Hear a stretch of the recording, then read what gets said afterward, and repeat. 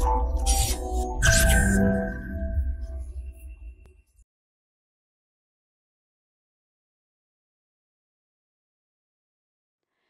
friends, this is Vishakha Daga coming up with the next round of New Simplified. Now whenever you're going to a shop, either you pay in cash or you pay using card. Now that's why you hear MasterCard and MasterCard. But there is again new in picture that is RuPay card. And in this video, we're going to discuss that only, especially because they are questioned this India's indigenous payment gateway might be restricted because of some activities. So we will discuss that in video in detail. So let's just move ahead.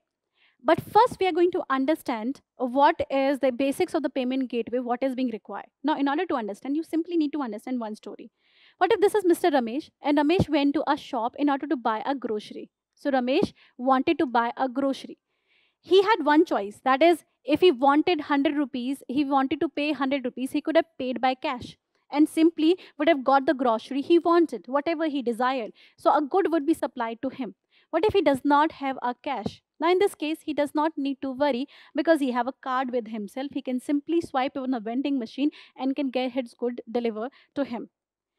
But this is not that easy as it sounds. Because when Ramesh is trying to make a payment, this would have been easy if Ramesh and the merchant would have same bank, SBI and SBI. Now, it would have been easy for everyone. However, this is not always easy. What if the case is Ramesh have the bank in ICICI and merchant has bank in SBI? Now, in such a case, this transaction of money will be difficult. There will be a break in this.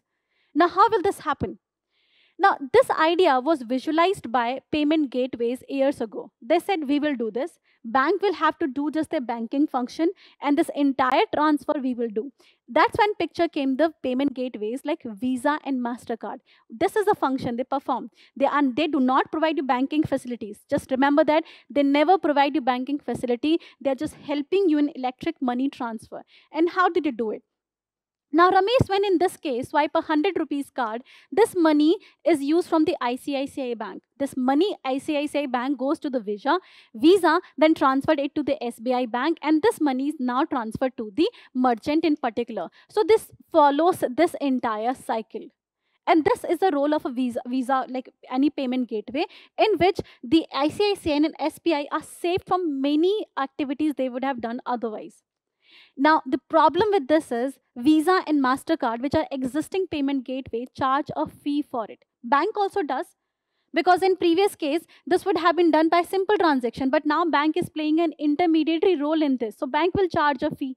So here, three people will charge a fee because they are facilitating this transaction. One is bank because they're acting as intermediary. Other one is the payment gateway, which are making the transaction possible in between the two bank. And third is a vendor who have installed the vending machine. And that's where a merchant discount rate is being charged upon the merchant by the bank. So here the merchant have to pay a fee to the bank. Merchant pays a fee to the bank, and this fee is called merchant discount rate. A fee paid by the merchant to the bank for helping the transaction happen.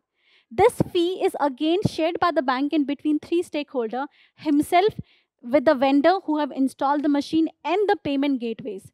Now, payment gateways usually charge high amount for this, 1 to 2%, which result into over MDR being at least 2 to 4%. Now, this is a high amount any merchant is paying. So if he's earning 100 rupees, he's paying at least 3 rupees on charge. For what? For helping the transaction. Now, in such a case, now 100 rupees you're thinking like this, but if the amount is big, it's a huge loss they are facing. And specifically, that's why they prefer using a cash transaction. You go to a shop and the merchant will say, why don't you give me in cash instead? Which incentivize the cash, which actually disincentivize the cashless economy. And for that reason, Government of India said, why can't we bring our own gateway? So the role which was placed by Visa now will be paid by RuPay. So RuPay is what? RuPay is an indigenous payment gateway, a role which is taken from the Visa, and MasterCard now will be performed by the RuPay. So RuPay is an indigenous payment gateway which is launched by the NPCI, which itself is launched by the Indian Bank Association and RBI together. So they have come together in order to come up with our indigenous payment gateway. So they perform the same function. Now, if you see, any master, if you have seen any like debit card in here, the name is written here, Mastercard or Visa. This shows this actually here the payment gateway role is played by the Mastercard. Now you can see a RuPay written in here. So you have, maybe you have an SBI card, maybe you have an ICICI card, but RuPay is written in here because the payment gateway role is performed by this. So far, RuPay launched into countries like Singapore, Bhutan, UAE, Bahrain, and Saudi Arabia. Now, what are the benefits of RuPay? The overall benefits of RuPay is, first of all, it helps in data localization, which is our motto. Because with Visa and MasterCard, we're taking away our data to foreign location. With RuPay, we can localize it. Second, the cost is lesser. To the extent when Visa and MasterCard were charging nearly 2 to 4%, RuPay charges only 0.3%. And new regulation says that the government has actually made MDR zero on RuPay card. So the fee is less. Since the fee will be less, the digital communication will be high. That means your digital payment will be high and cashless economy will be promoted. With this, financial inclusion will also be promoted because under PM Jan Dhan Yojana, RuPay card is given to the people with accidental coverage of nearly 1 lakh. So it is promoting people to have RuPay card because you will have the coverage of like 1 lakh as an accidental coverage. So you will have your bank account, and as a result, you will have a RuPay card as well, and you will promote the digital transaction. So with single arrow, government is fulfilling many functions: financial inclusion, cashless economy, so many objective it is achieving. Overall, the acceptance will be high among merchant and customer because they are not paying charges for it.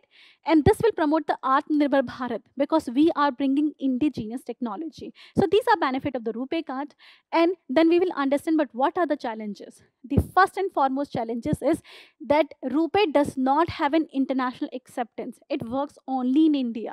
So you cannot use RuPay card for the international if any kind of transaction you're doing. Second is, globally, Visa and MasterCard has filed a case against India in the US that basically India is discriminating against them. It goes against the ease of doing business. Overall, it has disincentivized a startup company as well, which may have come up with their own payment gateways. Again, the bank. Any bank works on the function of profit. But when government reduce the MDR zero on the RuPay card, the government does not have incentive to promote the RuPay card. So what banks are doing, they're actually preferring launching a Visa or MasterCard based card because they're getting some benefit out of it. They're getting some profit out of it. You cannot expect the bank to work on the principle of philanthropy. They have a profit motive behind this, and these are the challenges that RuPay are facing. And that's why the recent article is talking about maybe you do not have to reduce the MDR to zero. Maybe you just have to reduce it down to the level of affordability. With this, we are done with this video. I hope this video was useful to you. If that is the case, you need to like and subscribe the video. If not, then put your doubts in the comment section. Thank you so much. Current Affairs by Forum IAS is an all-in-one program that covers the dynamic aspect of the syllabus from both prelims and mains perspective. Last year, we have helped more than 100 students crack IAS with our current affairs classes.